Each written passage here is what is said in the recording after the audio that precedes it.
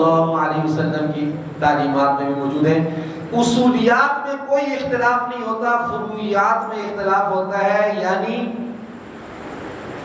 نماز کتنی تھی، کتنی پڑھنی ہے، ان کو کیسے پڑھنا ہے، اس میں اختلافات ہوتے ہیں۔ اچھا، نوعی بات ہے کہ ان تعلیمات کے محفوظ نہ ہونے کی وجہ یہ ہے کہ اصل میں قیامت تک جس شخصیت کو اللہ جل جلالہ نے راہ نجات کے لیے بھیجنا تھا وہ جناب نبی کریم صلی اللہ علیہ وسلم کی ہستی ہے۔ پہلے کوئی بھی نبی آخری نبی نہیں تھے۔ حضور نبی مکرم صلی اللہ علیہ وسلم کا خاتم النبیین ہونا آپ صلی اللہ علیہ وسلم کی پوری حالات زندگی کو محفوظ کرنے کا ذریعہ ہے کہ اللہ جل جلالہ نے حضور کی تمام حالات زندگی کو محفوظ فرمائے اور اس کے لیے اسباب مہیا فرمائے۔ وجہ کیا تھی کہ آپ صلی اللہ علیہ وسلم کا زمانہ قیامت تک کا زمانہ تھا۔ صرف اسی زمانے کے اعتبار سے اسی دور کے لیے نہیں تھے بلکہ قیامت تک کا سارے ادوار جناب نبی کریم صلی اللہ علیہ وسلم کے تھے۔ اس لیے اس لیے جناب نبی کریم صلی اللہ علیہ وسلم کی تعلیمات کو اللہ جل جلالہ نے محفوظ فرمایا، اور آج تک ہم تک یہ باتیں اسی طریق پر پہنچ رہی ہیں۔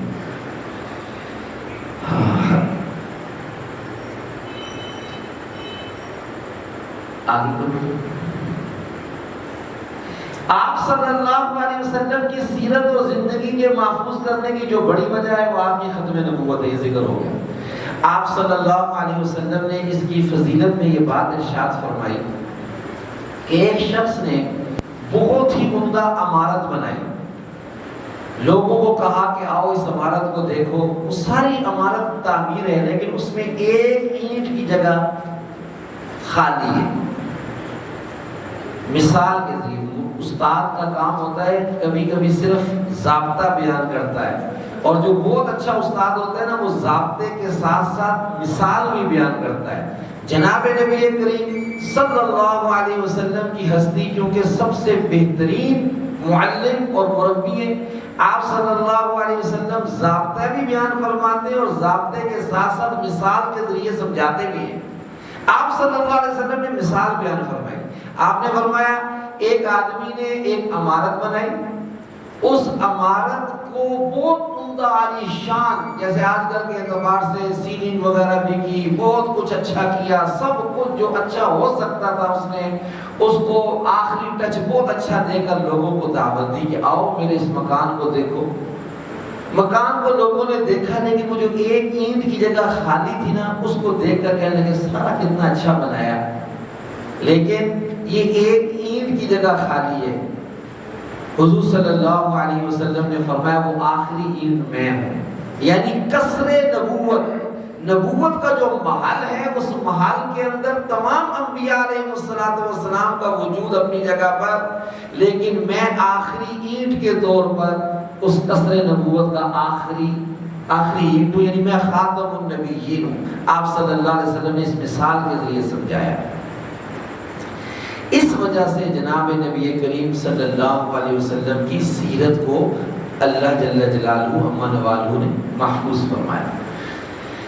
آگے نبی کریم صلی اللہ علیہ وسلم کی اس نبوت کی خاصیت کا تقاضا تھا کہ آپ کی زندگی کی تمام چیزیں محفوظ ہوں۔ آپ کا بچپن سے پہلے کے زمانے کے احوال بھی، پھر آپ کا بچپن، پھر آپ کا لڑکپن، پھر آپ کی جوانی، پھر آپ کا ادھیڑ عمر ہونا، پھر آپ کی پیرانہ سالی، آپ صلی اللہ علیہ وسلم کے غزوات کے واقعات، آپ صلی اللہ علیہ وسلم کی خانگی زندگی، آپ صلی اللہ تعالی علیہ وسلم کے مسجد و منبر و محراب کی زندگی، آپ صلی اللہ علیہ وسلم کے سفر و حضر کی زندگی، اللہ جل جلالہ نے ایسا انتظام فرمایا کہ وہ سب کی سب کیا ہو جائے، محفوظ ہو جائے۔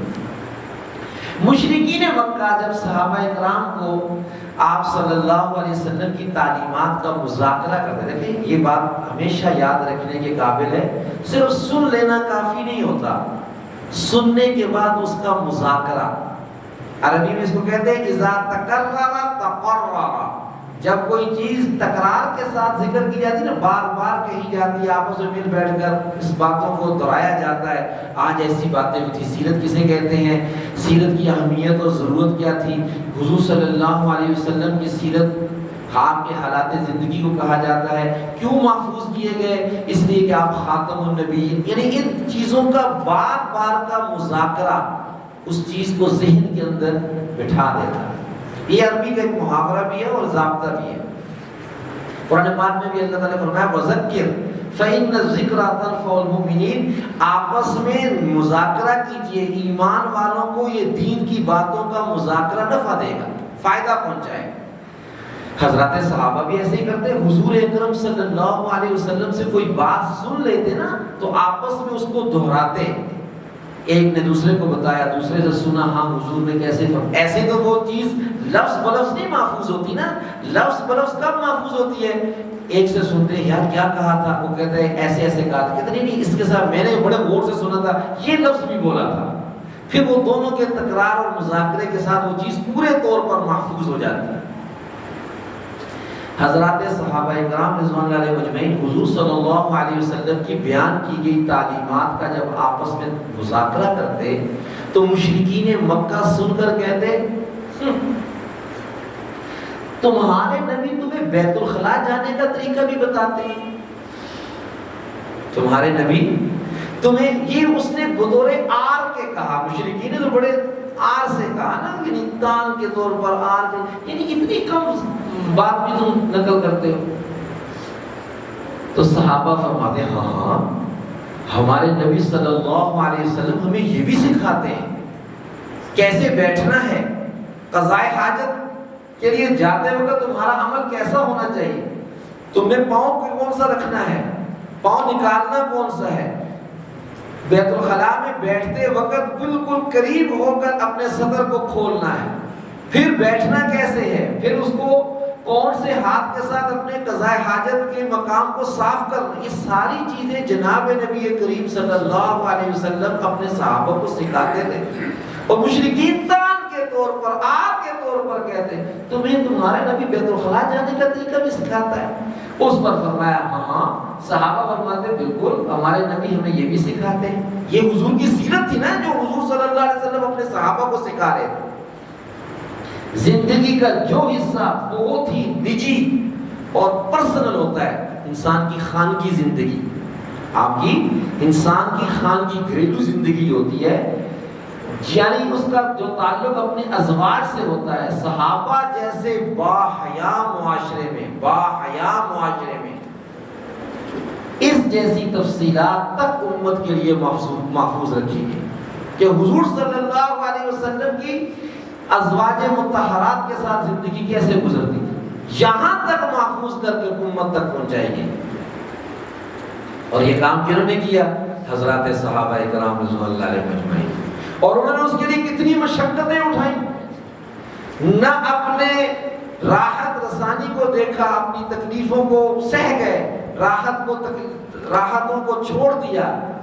آپ اس سے اندازہ لگائیں، حضرت عبداللہ ابن عباس رضی اللہ تعالی عنہما کے متعلق آتا ہے 7-8 سال کے تھے جب حضور صلی اللہ علیہ وسلم کا وصال ہوا، آپ کے چچا کے بیٹے حضرت عباس کے، لیکن اب آپس میں ساتھی مل بیٹھ کے کہنے لگے ابھی تو حضور کے صحابہ موجود ہیں، حضور تشریف لے گئے، حضور کے صحابہ موجود ہیں، بڑے کبار صحابہ موجود ہیں،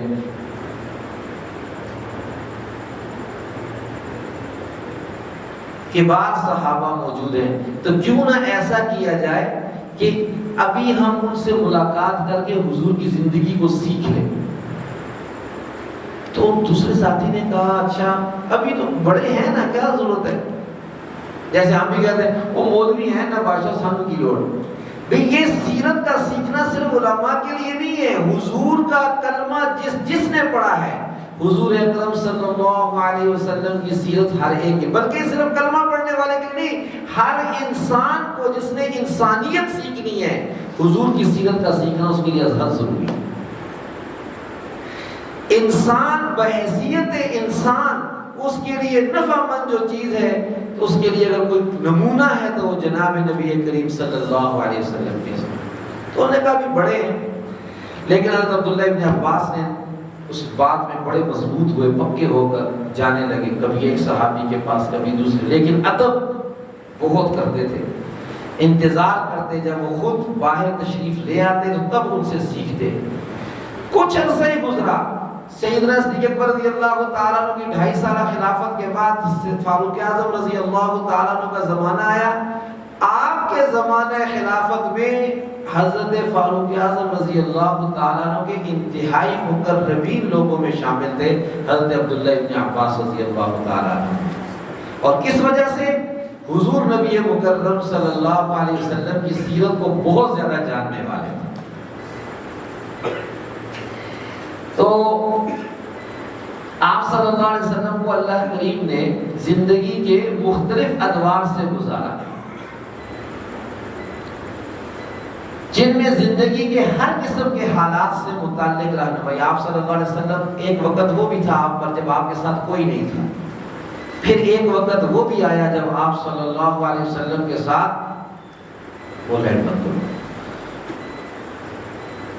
آپ صلی اللہ علیہ وسلم کے ساتھ بہت سے حضرات صحابہ تھے، پھر ایک وقت وہ بھی آیا جب فتح مکہ ہوئی، پھر ایک وقت وہ بھی آیا کہ جب آپ حجۃ الوداع کے موقع پر تشریف لا رہے ہیں اور آپ صلی اللہ علیہ وسلم کے ساتھ تقریباً 1.25 لاکھ صحابہ کرام آپ کے ساتھ ہیں۔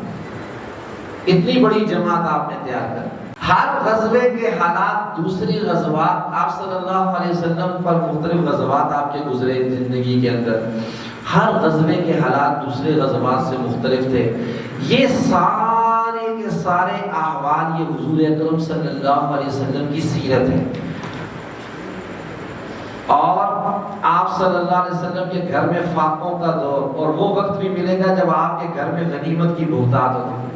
حضرت شیخ الحدیث مولانا زکریا صاحب، اب تھوڑا سا توجہ میری طرف کیجیے گا، ہاں کوئی بات نہیں۔ یہ نبی مکرم صلی اللہ علیہ وسلم کے نام سے منسوب مجلس ہے۔ میں نے درود شریف شروع میں پڑھوایا نا، یہاں تو حاضری لگی، گنبد خضرا میں بھی حاضری لگی، انشاءاللہ ہے، یقیناً لگی ہے۔ اس لیے بہت محتاط، ویسے بھی اس اسکول کی کوئی کلاس نہیں ہے، میں مدرسے کا نہیں، میرے مدرسے کا طالب علم ساتھی ہے میرے ساتھ، میں یہاں پر تو حفظ میں کوئی ادھر سے آ رہا ہے، آ کے مل رہا ہے، یہ اس میں بہت محتاط ہو کر چلنا چاہیے، بہت محتاط ہو، حدیث چل رہی ہو، نبی کریم صلی اللہ علیہ وسلم کا آپ کی زندگی کے احوال چل رہے ہو، محتاط ہو کر۔ فرمایا کون سے علم پر عمل کی توفیق ملتی ہے، یہ میں بیچ میں ویسے سوال نقل کر رہا ہوں، کون سے علم سے عمل کی توفیق ملتی ہے؟ فرمایا جس علم کو چاہے آپ پہلے کتنی مرتبہ سن چکے ہوں، جانتے ہوں، اس کو آپ اتنے ہی ادب سے سنیں جتنے ادب سے پہلی مرتبہ کسی چیز کو سنا جاتا ہے۔ اللہ تعالیٰ اس علم پر عمل کی توفیق عطا فرمائے۔ یہ باتیں آپ لوگوں نے سنی ہوگی ماشاءاللہ، مجھے پتہ ہے شہری زندگی میں الحمدللہ ثم الحمدللہ ماشاءاللہ آپ کی عمر مدید گزری ہوئی ہے، بال سفید ہو چکے ہیں، آپ مجھ سے زیادہ شاید جانتے ہوں گے، لیکن اس مجلس کے اعتبار سے اگر اسی طور میں بھی اس طرح نقل کر رہا ہوں کہ جس طرح میں پہلی مرتبہ اس کو پڑھ رہا ہوں، پہلی مرتبہ سن رہا ہوں، تو اس کی پھر اللہ تعالیٰ عمل کی توفیق عطا فرمائے۔ کسی نے کوئی کتاب تھما دی نہ، کہا کہ یہ کتاب ہے، کسی کو سلطان محمود غزنوی کا نہیں، سلطان صلاح الدین ایوبی کی تلوار ہاتھ میں آ گئی، کہنے لگا تمہیں پتہ ہے یہ صلاح الدین ایوبی کی تلوار ہے؟ کہنے لگے ہاں معلوم ہے، لیکن اس کے لیے کلائی بھی صلاح الدین ایوبی کی چاہیے، آداب بھی حضرات صحابہ کے آداب جیسے کچھ نہ کچھ بھی ہو گئے نا، تو انشاءاللہ پھر عمل کی اللہ تعالیٰ توفیق عطا فرمائے۔ جو مقصد ہے اس پورے کا، ورنہ صرف پروجیکٹر مقصد نہیں ہے، یہ کیمرہ مقصد نہیں ہے، آپ کو اکٹھا کرنا مقصد نہیں ہے، مقصد اس سارے کا کیا ہے؟ عمل کا حاصل ہو جاتا ہے، بات کو سننے کے بعد وہ عمل میں زندگی میں آ جائے۔ تو میں ذکر کر رہا تھا شیخ الحدیث مولانا زکریا صاحب رحمۃ اللہ علیہ، ان سے کسی نے ایک دفعہ مدینہ المنورہ کا قیام تھا، جنت البقیع میں مدفون ہے ہمارے حضرت شیخ الحدیث صاحب، تو کسی نے ان سے پوچھا کہ حضرت کھانے کے بعد میٹھا کھانا سنت ہے؟ کھانے کے بعد میٹھا سنت ہے؟ تو رو پڑے فرمانے لگے فاقوں پر فاقے سنت ہے، کھانے کے بعد میٹھا سنت نہیں ہے۔ حضور صلی اللہ علیہ وسلم کے گھر کے اندر ایسا بھی تھا، اما عائشہ فرماتی ہیں 2 چاند ہم پر ایسے آ جاتے کہ گھر میں چولہا نہیں جلتا تھا، الحمدللہ گھر میں چولہا نہیں جلتا تھا۔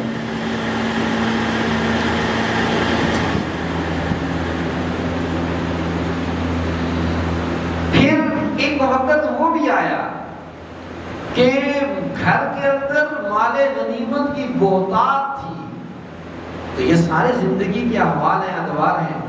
وہ وقت بھی ملے گا جب آپ کے ساتھ کوئی نہیں تھا، اور وہ وقت بھی ملے گا جب آپ کے ساتھ حجۃ الوداع کے موقع پر 1.25 لاکھ صحابہ تھے۔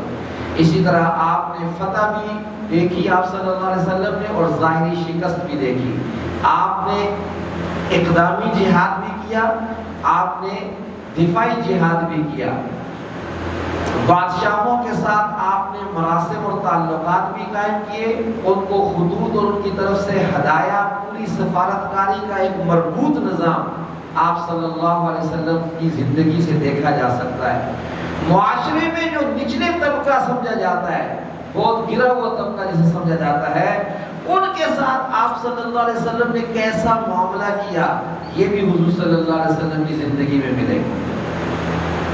اور سرداران قریش کے ساتھ حضور اکرم صلی اللہ علیہ وسلم نے کیا معاملہ کیا، یہ بھی حضور صلی اللہ علیہ وسلم کی سیرت میں ملے گا۔ خواتین کا مسلمانوں کی زندگیوں میں جو کردار ہے، وہ بھی سیرت پڑھنے سے، سننے سے سمجھ میں آئے گا، اور اس زمانے میں معاشرے میں ان کی جو حیثیت تھی، وہ بھی سیرت اور احادیث کی کتابوں میں ملے گی انشاءاللہ۔ یہ پورا نظام حیات جو آپ صلی اللہ علیہ وسلم کی پیدائش سے شروع ہوتا ہے، اور پھر بچپن، جوانی، آپ کی بعثت اور وفات تک، اس پوری زندگی کو، یعنی اس پوری زندگی کے ان حالات کو کیا کہا جاتا ہے؟ سیرت کہا جاتا ہے۔ کیا کہا جاتا ہے؟ سیرت کہا جاتا ہے۔ یہ رسول اللہ صلی اللہ علیہ وسلم کی سیرت ہے، سیرت النبی صلی اللہ علیہ وسلم کی ہی ہے۔ اب ایک سوال تو ہو گیا، سیرت کسے کہتے ہیں، اور سیرت اہمیت، شاباش، سیرت کسے کہتے ہیں، سیرت کی اہمیت اور ضرورت، یہ بات معلوم ہے۔ سیرت پڑھنی کیوں چاہیے؟ سیرت کیوں پڑھنی چاہیے؟ سیرت کیوں سیکھنی چاہیے؟ آپ اس سے اندازہ لگائیں کہ حضرت حسین، سیدنا حسین رضی اللہ تعالی عنہ فرماتے ہیں، سألت ابی، میں نے اپنے ابا، کون تھے ان کے ابا؟ حضرت علی کرم اللہ وجہہ، میں سألت ابی عن سیرت رسول اللہ صلی اللہ علیہ وسلم، میں نے اپنے والد گرامی سے رسول اللہ صلی اللہ علیہ وسلم کی سیرت کے بارے میں پوچھا۔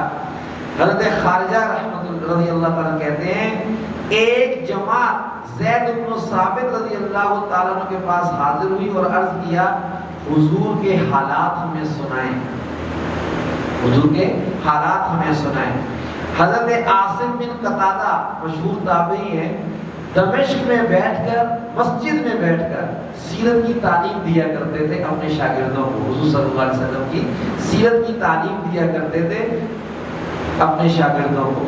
اسی طرح حضرت سعد بن ابی وقاص رضی اللہ تعالیٰ عنہ اپنے بیٹوں کو سیرت نبویہ صلی اللہ علیہ وسلم وغیرہ کی تعلیم دیا کرتے، اور فرماتے، ساتھ یہ بھی فرماتے، کون؟ حضرت سعد بن ابی وقاص رضی اللہ تعالیٰ عنہ اپنے بیٹوں کو سیرت سکھاتے، اور ساتھ کیا فرماتے؟ اے میرے بیٹو، یہ تمہارے باپ دادا کا شرف ہے، یہ تمہارے باپ دادا کا شرف ہے، شرافت ہے، ان کی عزت ہے، ان کی شان ہے کہ انہوں نے ایسا زمانہ پایا ہے، انہوں نے ایسا زمانہ پایا ہے، اس لیے کیا کرو، اسے بھولنا نہیں ہے، اس سبق کو یاد رکھنا ہے، خود بھی اپنی نسلوں کو بھی آگے اس کو عام کرنا ہے۔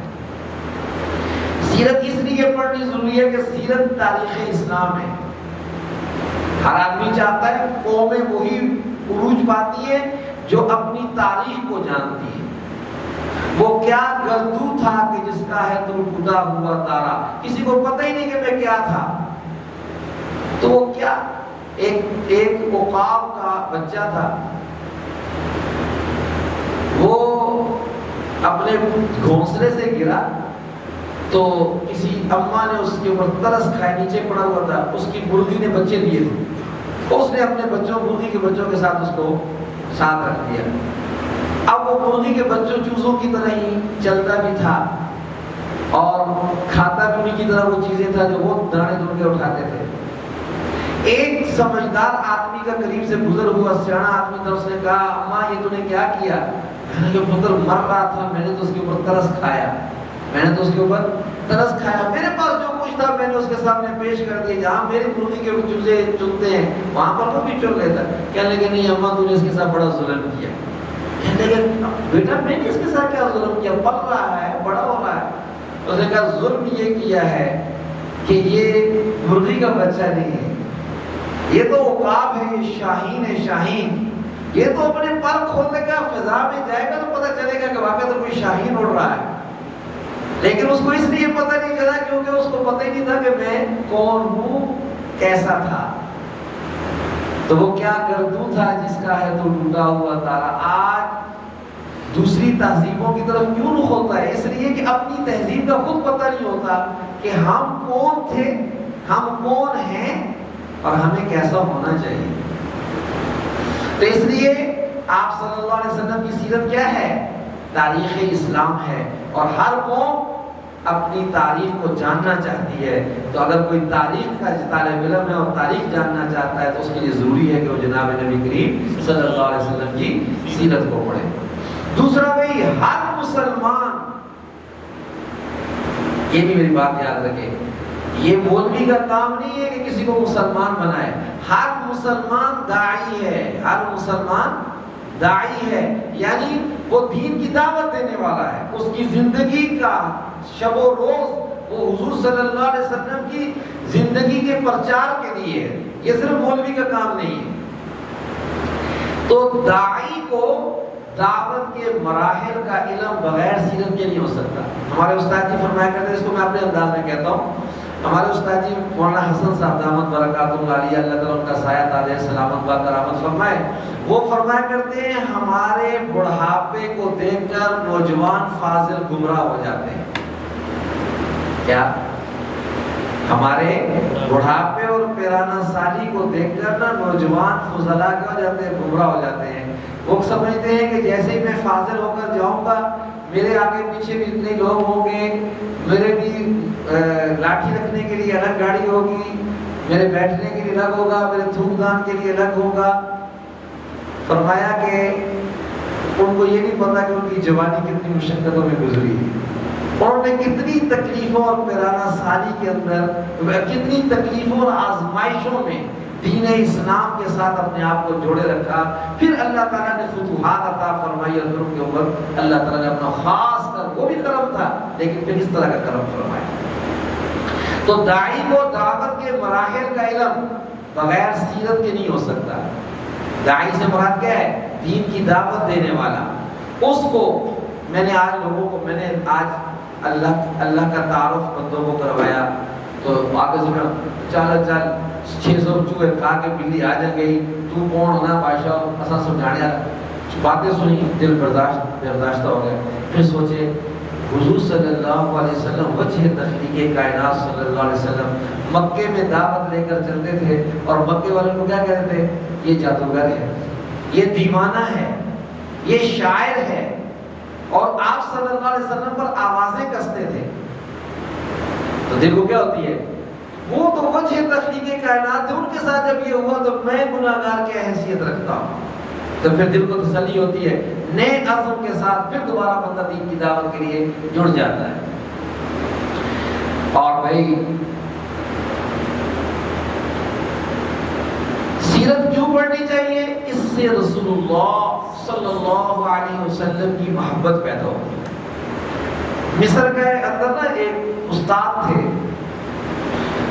وہ اپنے شاگردوں کو روز حضور صلی اللہ علیہ وسلم کے واقعات سناتے تھے، چھوٹی چھوٹی کہانیاں بنا کر واقعات سناتے تھے. ایک دن انہوں نے آخری دن نا ختم تو نہیں ہوتی سیرت کبھی ختم نہیں ہوتی. آپ کہیں گے ایک مہینے میں پوری سیرت مکمل کروں گا اور آپ پوری سن لیں گے, یہ نہیں ہو سکتا. لوگوں نے ساری زندگیاں کھپا دی اور کہتے ہیں 40,000 اشعار شاعری لکھے اور کیا کہتا ہے, تھکی ہے فکر رسا پر مدہ باقی ہے. عمر تمام ہوئی پر مدہ باقی ہے. تمام عمر لکھا پھر بھی مدہ باقی ہے.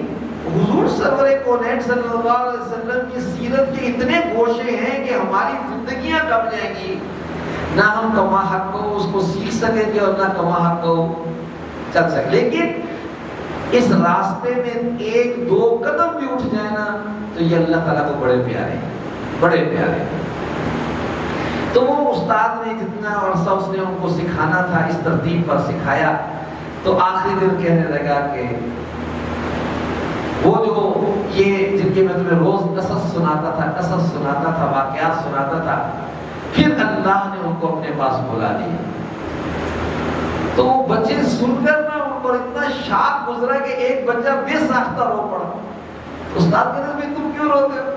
کہتے میں سوچ رہا تھا کہ وہ مجھے ملیں گے اور میں ان کے ساتھ ان سے محبت کا اظہار کروں گا, پیار کروں گا. اب دیکھو بچے نے دیکھا نہیں ہے لیکن صرف واقعات کو سنا ہے اور اس کے دل میں حضور صلی اللہ علیہ وسلم کی محبت پیدا ہوئی. دیکھو آپ صلی اللہ علیہ وسلم نے مکے کے اندر جو تکلیفیں اٹھائیں اپنے لیے اٹھائیں؟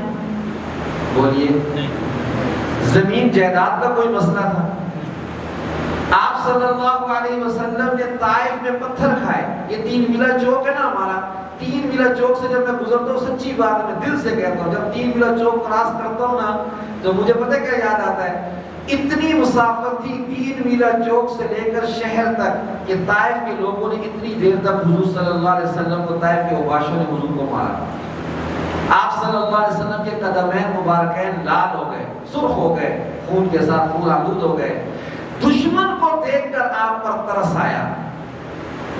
پھر غیرت سی بھی آئی, اپنے خادم سے کہا کہ جاؤ یہ انگور کا خوشہ اس کو دو اور کہو کہ دیکھو خاندان کی دیتا ہوں واسطہ کہ بھئی کھا لو کچھ, تمہاری حالت بڑی زار ہے. دشمن ہے, کلمہ بھی نہیں پڑھا اس نے, لیکن پھر بھی اس کو حضور صلی اللہ علیہ وسلم کی حالت پر ترس آیا. کیوں آیا؟ حضور نے یہ کیوں تکلیفیں اٹھائیں صلی اللہ علیہ وسلم. پھر وہ کیا اسے کہتے ہیں, فرشتہ آیا پہاڑ والا, پہاڑوں کا, کہنے لگا حضور آپ اجازت دیں پہاڑوں کو ملا کر ان کو آپس میں ختم کر دیں. حضور صلی اللہ علیہ وسلم نے فرمایا اے اللہ یہ میرے مقام کو نہیں جانتے, یہ نہیں تو ان کی نسلوں میں کوئی ایمان لائے. محمد بن قاسم اسی ثقفی قبیلے سے تعلق رکھتا ہے جو بر صغیر پاک و ہند کے اندر اسلام کا ذریعہ بنا ہے. تو کبھی کبھی بعض علماء نے یہ بھی لکھا ہے کہ ہم جتنے مسلمان ہیں نا, ہم سب کا اسلام حضور اکرم صلی اللہ علیہ وسلم کی اس دعا کا ثمرہ ہے کہ آپ نے فرمایا یہ نہیں تو ان کی نسلوں میں کوئی ایمان قبول کرے. تو ہم جتنے مسلمان ہیں ہم سب حضور کی اس دعا کا ثمرہ ہے. تو کس لیے؟ اس کے ساتھ حضور صلی اللہ علیہ وسلم سے کیا پیدا ہوتی ہے جی؟ محبت پیدا ہوتی ہے. سیرت طیبہ کا مطالعہ کیوں کرنا چاہیے؟ اس لیے بھی کرنا چاہیے کہ آپ کی زندگی اسلامی تحریکوں کے لیے مشعل راہ ہے. یعنی کوئی کاز لے کر آپ اٹھتے ہیں تو دین کی سربلندی کے لیے.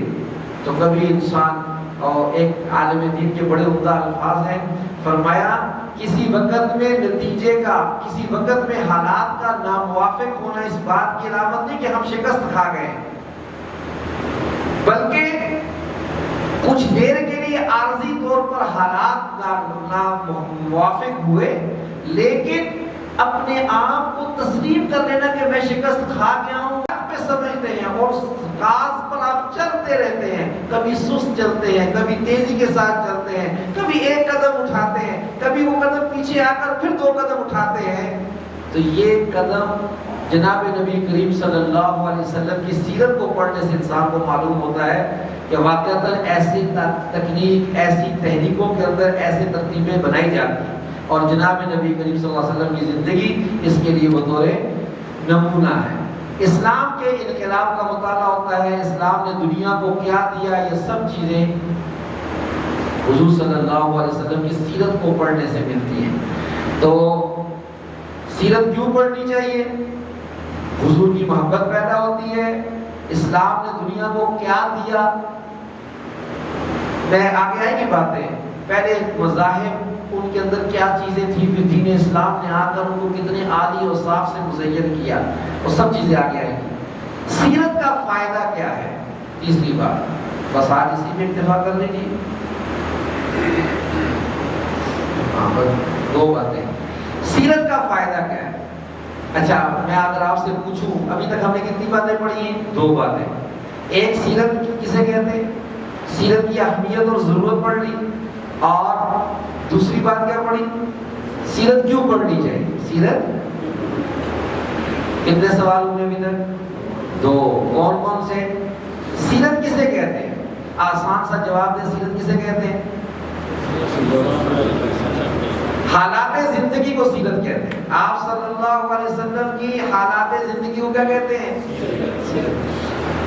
تو کہتے ہیں درس میں یہ بھی کہتے ہیں، وہ کہتے ہیں کہ ایک بندہ ساری رات گفتگو کرتا رہا، میں بھی رات ہی پڑھا کر گفتگو کر رہا ہوں، رات پڑھا کر قصہ کرتا رہا. صبح کو حضرت یوسف علیہ السلام کا اور زلیخا کا قصہ اسے سنایا لوگوں کو. صبح کو لوگوں سے پوچھا ہاں کیا ہو؟ کہتے رات ہی مولوی صاحب کمال کی تھا یار، کمال ہی ہوگی کی بات. کیا ہوا؟ یوسف اور زلیخا کا قصہ تھا. کیا بات تھی. وہ پوچھنے والا پوچھتا ہے اچھا مجھے یہ بتاؤ زلیخا مرد تھی؟ کہتے ہیں عید پتہ کوئی نہیں، لیکن باقی گلا بڑیاں سونے کی تھی بات. تو سیرت کسے کہتے ہیں؟ بھئی گھر جائیں گے تو لازمی بات ہے مذاکرہ کرنے. ہم نے بھی سے کیا سنا، صحابہ کیا کرتے تھے؟ ہاں تو کیا کہ کوئی گھر میں لازمی بات ہے والدہ پوچھے گی، والد پوچھے گی، نہیں بھی پوچھیں گے تو آپ خود ہی شروع ہو جائیں. کیا کہ آج ہم نے سیرت میں سبق پڑھا ہے، اور سبق میں کیا تھا؟ سیرت کسے کہتے ہیں؟ کسے کہتے ہیں؟ یہ جو میں بار بار کہہ رہا ہوں یہ دہرا رہا ہوں آپ سے، یہ پکا ہو جائے گا. اذا تکرر، جب بار بار کہیں گے تو پختہ ہو جائے گا. جی حضور صلی اللہ علیہ وسلم کی ساری زندگی کے جو پوری حیات طیبہ ہے اس کو کیا کہتے ہیں؟ سیرت طیبہ کہتے ہیں. ٹھیک ہے جی. سیرت کیوں پڑھنی چاہیے؟ اس لیے پڑھنی چاہیے کہ حضور سے محبت پیدا ہو جائے. اس لیے پڑھنی چاہیے کہ تاکہ ہم سب مسلمان حضور کے دین کے داعی ہیں، ہمیں دین کو پھیلانے کے لیے ایک ہمت اور طاقت چاہیے. وہ طاقت ہمیں کہاں سے ملے گی؟ جناب نبی کریم صلی اللہ علیہ وسلم کی سیرت سے ملے گی. ٹھیک ہے جی. اب سیرت کے فائدے کیا ہیں؟ سیرت کا فائدہ یہ ہے کہ اس کے ساتھ ہمارے دل میں نبی کی عظمت پیدا ہو. اس کی حضور صلی اللہ علیہ وسلم کی عظمت پیدا ہوگی. پھر حضور کی جب عظمت پیدا ہوگی تو حضور کے بھیجنے والے کی بھی عظمت پیدا ہوگی. اللہ جل جلالہ کی عظمت بھی دل میں آئے گی.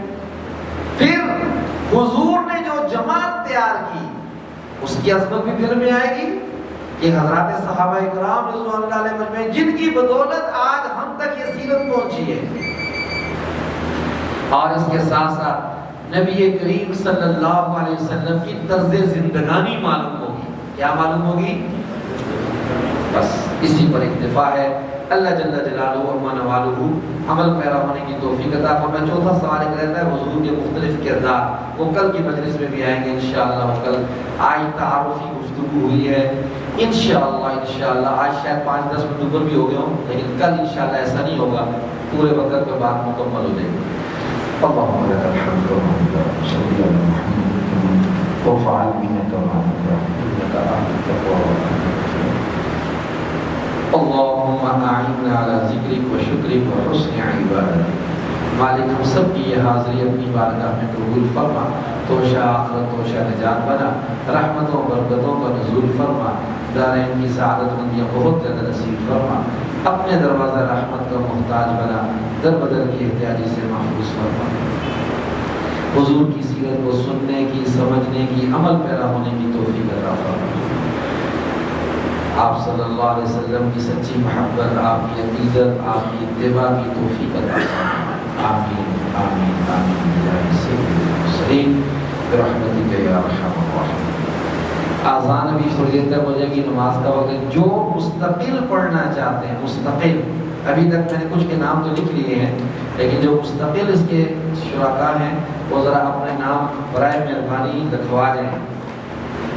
ایک دفعہ غلام نبی فہرست اللہ اللہ اللہ اللہ اللہ اللہ اللہ